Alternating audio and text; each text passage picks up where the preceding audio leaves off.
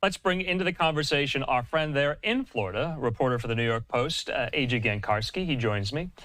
AG, good to see you. All right, AG, you and I just spoke. What was that, Friday?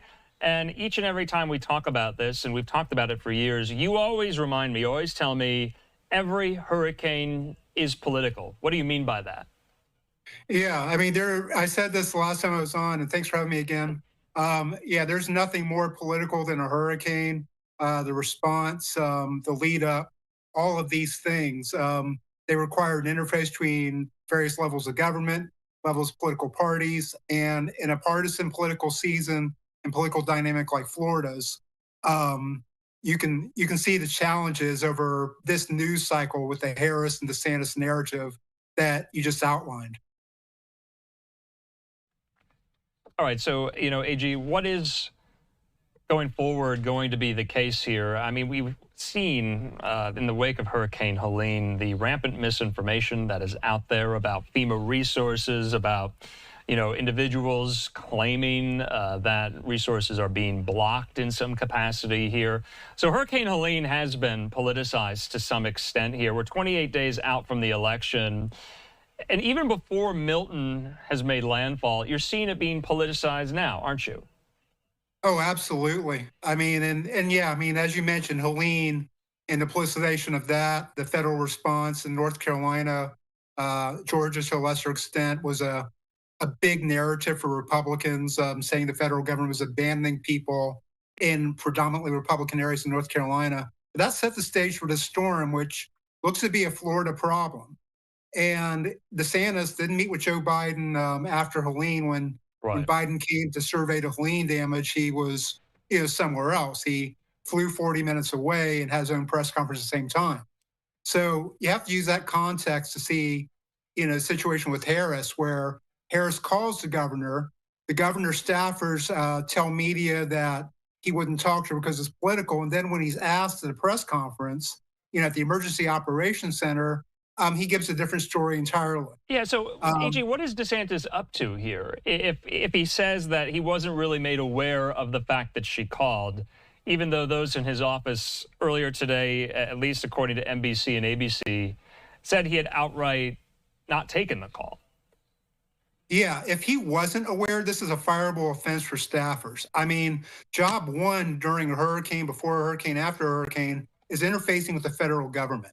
And that's something Ron DeSantis hasn't done in recent years because he's got political ambitions. He's looking now at 2028, and he doesn't want to have a Chris Christie hug moment like that he had with Barack Obama.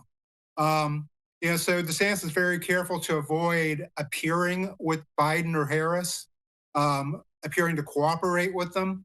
And while that plays well with the base, I guess, the right wing and the friendly media, it does not play well with people who are wondering, where relief is going to come from. These people in Tampa, in Orlando, and Daytona, this I-4 corridor, it's full of swing voters, but it's also with the biggest population center in the state outside of Miami-Dade. Yeah. Millions and millions of people are going to be adversely impacted by the storm. So, and AG, yeah. AJ, I just have to ask, I mean, does DeSantis have a point, though? I mean, Harris is the vice president. President Biden, the principal, he already approved the pre-emergency disaster declaration here. So does DeSantis have a point if the story that his office is putting out there that they thought it was just political? Is it just political? I mean, the vice president doesn't have the powers of the president to authorize and approve these emergency disaster declarations here. Yeah, I mean, you could argue that the call was unprecedented and kind of weird, especially in the context of, the Harris-DeSantis dynamic, which is, not exactly productive in the best times. But that being said, I mean, with this particular administration, it's sort of a co-presidency. We talked about the other day. Biden's a lame duck. Biden is largely marginalized in many ways. He's working at limited capacity. So Vice President Harris, especially because there's a good chance she could be elected president, is taking on a larger footprint on something like this and other vice presidents. Okay. It would have taken DeSantis 3 or 5 minutes to talk to Harris. He obviously didn't want to give her that win. Yeah. But to me, it's cutting off your nose to spite your face. Okay. And really, it's spiting the face of people in Florida. Okay, so AG, we have the exchange, the moment where DeSantis addresses this story today. This was in the most recent press conference he and his emergency management officials gave. This is about 1:15. Let's watch. There from Matt Dixon that you declined a call from the vice president. Is that true? And no, I didn't know she called me. I saw that, but I was not aware of that. Have you spoken to the president at all? I mean, at this point, it seems like so. The president has approved what we asked for. We're thankful for that. If there's something we need that they don't approve, I will not hesitate to call him. We want to use whatever resources are available to be able to help Floridians prepare and respond to this storm. But everything we've asked for from President Biden, he has approved. And we do think we'll get more approvals for some of the individual assistance and the debris removal after landfall. Kevin's in the process of preparing the request for a major disaster declaration. I fully anticipate that that will be approved. And if there are things that we need that we're not getting, as governor, I'll get on the horn and do. But we have not had a need for anything that we've asked for. We have gotten support for, and we're going to continue to move forward to use any resources we can to be able to help Floridians weather the storm. Can you talk about what the state's doing to kind of manage this storm and Helene, because quickly switched focus here. And all right, so there you have it. Wanted to make sure we let the viewers see that exchange there. So AG, he says he wasn't made aware of a call here. Wanted to let the viewers hear it from the horse's mouth, so to speak there. But he says President Biden has approved everything that they have asked for here. And you've heard that, not only with the preparations for Milton, but also in the wake of Hurricane Helene. Governor Bill Lee of Tennessee, Governor Henry McMaster of South Carolina, Governor Kemp of Georgia, Governor Cooper of North Carolina, they have lauded the feds and their response. But it seems like the misinformation on it doesn't care or it doesn't matter. Have you noticed that? Yeah, I mean, there's a narrative that's very politicized. The people who are opposed to this administration, the presidential election, are acting as if FEMA is not doing what it historically does after storms. FEMA is in fact doing the work that it traditionally does. There are more challenges this storm season than in most, though, given the unique nature of Helene and now this storm. But I want to address directly what DeSantis said in the press conference. I have interviewed DeSantis, been in press conferences with him dozens of times. I've asked him questions about things he said that haven't exactly added up. And his body language there was consistent with those moments I'd had in the past. I fully expect that when DeSantis goes on friendly media outlets, as opposed to, say a press conference with all kinds of media, he'll get a little more relaxed in discussing what he thinks Harris was trying to accomplish. And I think it'll be closer to what his aides said, on background to NBC and ABC than what we're hearing from this governor. I think it's a game of political triangulation that he plays. Okay. And it really is something I've seen before. And I'm just not surprised to see it in this context. Okay. AG, quickly, while we have you here, let's talk about some of the impacts maybe to voting in Florida because of Hurricane Milton. I want to ask you as well what some of those impacts might be for places like North Carolina, another swing state in the wake of Helene. Aisha Hasni today has this. AG, this is from the North Carolina Board of Elections. They have approved modifying in-person early voting locations and election day precinct voting locations for residents in 13 counties affected by Helene. So that's in-person early voting and election day in-person voting as well here. What about Floridians? Will their vote be impacted by Hurricane Milton or not? Or don't we know yet until it's all said and done? Well, I mean, we have precedent because of Hurricane Helene and the fact that changes were made in the storm-affected counties there in terms of precinct places, early voting centers, and relaxed vote-by-mail rules, which allow people to vote from different addresses than where they live, because if your house is destroyed, you can't really receive a ballot there, so they can get a ballot sent to wherever they're staying temporarily. I think you'll see more of that in these counties that are in the storm's path. I mean, you've looked at the track of this thing. It's going to cut a swath across I-4, a lot of population centers, and a lot of people who have already evacuated, will be evacuating in the next 24 hours while it's still safe to do so. And a lot of them won't have anything to come back home to. So they'll have to request a ballot and vote remotely. But if they come back to where they live, their precinct might be wiped out. It might be in a church, might be in a school.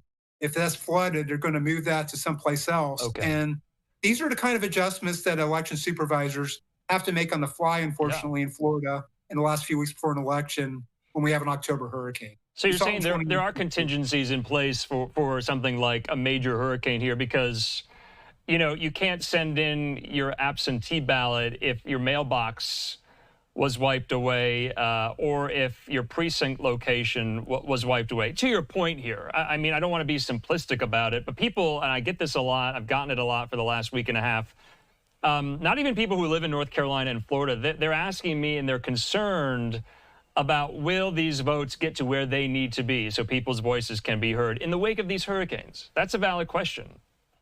Yeah, I mean, it is. And, you know, it comes down to, do you really trust the safeguards that these, you know, election board in North Carolina, Secretary of State in Florida, you know, are implementing? I mean, it comes down to, you trust the elections to be fair or not, if you're worried about your vote being counted. But, you know, with 4 weeks out before the election, there's time to make these changes. You have to assume they're being made in good faith. If they're not being made in good faith, it raises larger questions about election security and the legitimacy of elections that nobody in either party really wants to raise. Are you worried about, you know, your own vote there? I mean, have you been hearing this as well from Floridians in the wake of however Milton is going to be? It could make landfall as a Category 3 here early Thursday, late Wednesday night. I know we're still 4 weeks away here, but is it valid? Because not necessarily Florida, but North Carolina is a swing state. The Harris and the Trump campaigns have really gone all in on North Carolina. Obviously, Florida is ruby red there, but every vote counts. Yeah, and I read about this in the Post today. DeSantis actually talked about the North Carolina situation, and his observation was 2/3 of the voters in Western North Carolina are Republicans. So if they don't have a process that works productively, that could be advantage Harris. And there's 16 electoral votes up in North Carolina. That's a big deal. So Republicans are definitely concerned. But, you know, again, you kind of have to trust the process. I don't think that any state really wants to disenfranchise people, you know, with a natural disaster being the impetus, because if you set that precedent, it's really dangerous for future elections, and it really does undermine democracy itself. Yeah. And I think both sides of the aisle have an interest in maintaining the perception that democracy works. Yeah. So they will make the changes they need to get people to vote. Yeah, we heard some of the bad faith arguments as well in the wake of 2020 when some state legislatures, some state courts modified some of these electoral rules and laws because of yet another natural phenomenon, the COVID-19 pandemic. So you are seeing some similarities here, not to that extent, of course, but we'll monitor it as well. AG Gancarski, thanks so much. Talk soon. Thank you, Andrew. All right, in the meantime here, I want to go back to this kind of back and forth between the Harris camp, also the DeSantis team, whether or not a call Harris made to DeSantis was not picked up, was denied because DeSantis claims that it was political in nature here. Karine Jean-Pierre was asked about this at the White House briefing today. This is how she responded. Follow on storms. What's the confidence that FEMA is prepared to handle what could be two major disasters at the same time? And can you talk a little bit more about what they're doing specifically with Milton while they're still handling Helene? And then finally, there was a report, I believe it was NBC, just as we're coming out, that Governor DeSantis is dodging calls with Vice President Harris and President Biden. Is that an issue? Is politics starting to sink into this? I mean, that's really for the governor to speak to, right? You've heard me mention, I believe in the gaggle last week when we were heading to Florida and Georgia, we invited the governor, right, to come and survey the damaged areas with the president. Obviously, we're in Florida. We invited the governor of Florida to come. It was his decision to not attend or not be there with the president. The president has reached out around Hurricane Helene. He reached out. It is up to the governor. It is really up to the governor. We know, I can say, and I think you've heard this from the FEMA administrator. She has been able to speak with the governor. She spoke with him yesterday in regards to Milton, that hurricane coming shortly. And so we have been in touch with state and local officials in order to be able to help the people of Florida who are going to be impacted, who were impacted certainly by Helene, and we're going to continue to certainly pre-position on the ground, and we're going to support. We're going to support the communities with whatever they need, and whenever. That is our commitment. That is our commitment to the folks who are going to be impacted. So we've been in touch with state and local officials in Florida, and we're going to ensure that we meet in advance what their needs are going to be. And FEMA's on the ground supporting that. So that's important. It's up to the governor. It is up to him. We are doing our part in the Biden-Harris administration, working, obviously FEMA's work is on the ground, all hands on deck, whole of government, robust approach here. And so, again, that's for Governor DeSantis to speak to. Is it accurate that the president and vice president have made outreach efforts and they have not been answered? You've asked us. We have made outreach, and regarding certainly Hurricane Helene, and as I mentioned, the good thing is the FEMA administrator, was able to connect with the governor yesterday. I think that's important. But look, we're gonna do the work. We're gonna continue to talk to local and state officials. That is important as well. We're gonna pre-position as this Hurricane Milton is coming towards, as it seems, towards Florida. Category 5. That's nothing to joke about. That is very, very serious. And so we're taking this serious, as the president has done many, many times when we've seen these types of storms coming our way. Yeah. So we're going to do our job, do our work here. Go ahead. Thanks, Corinne. We're learning that DeSantis refused to take a call from Vice President Harris specifically around Hurricane Milton. Can you just talk about that and any communication around this new hurricane? Look, that is something for the governor to speak to himself. If you have the president and you have the vice president reaching out to offer up assistance, provided to your constituents, the people who live in your state, to make sure we are doing everything that we need to do from a federal response, and we're reaching out, offering our support. That's for the governor. The governor is up to him if he wants to respond to us or not. But what we're doing is we're working with state and local officials to make sure that we are pre-positioned, to make sure that we are ready to be there for the communities that are going to be impacted.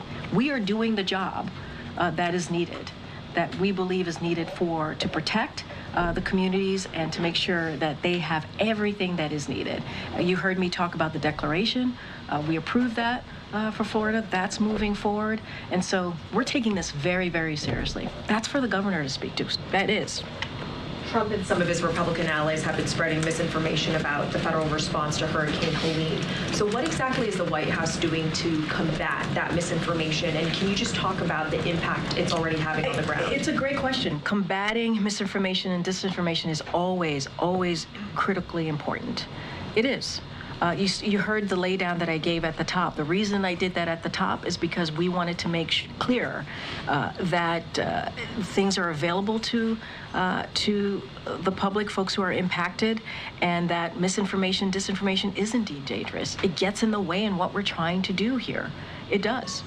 And there's been a lot of falsehoods. And let me just fact check a couple of things because it's really important. It is wrong, it is dangerous, and I also called out there are important people who have power, privilege, who are spreading these falsehoods, and they need to stop. They need to stop doing that. So, disaster relief, this is a falsehood. Disaster relief funds used on immigrants illegally in the U.S. The fact is, no money is being diverted from response needs. That's the fact. Another falsehood, FEMA confiscating Helene survivor property. That's false. That is not true. The fact is, FEMA cannot seize your property or land, period. Another falsehood that's out there, FEMA will only provide $750 to disaster survivors to support their recovery. That is a falsehood. That is not true. The fact is, this is an upfront payment for urgent needs like food and medication. Many survivors will qualify for more assistance. Another falsehood, FEMA, FAA are restricting airspace in North Carolina. That is not true. That's false. The fact is there are no airspace restrictions in North Carolina. So we're going to continue to combat these. It's important to combat them. But people who have a microphone and a podium should not continue to spread this falsehood. It is dangerous. It is incredibly dangerous. Is the administration tracking that, having an impact on the ground in terms of people not seeking the aid they need? Because That's is that happening? But that's a concern. That is a concern. And people who need help should seek help from the federal government. There is assistance out there. I talked about hundreds of millions of dollars already being provided to impacted areas. And now we have Hurricane Milton coming. We can't have this. We cannot. This needs to stop. This needs to stop. If you care about your constituents, if you care about the people, if you care about Americans, you shouldn't do this. You shouldn't.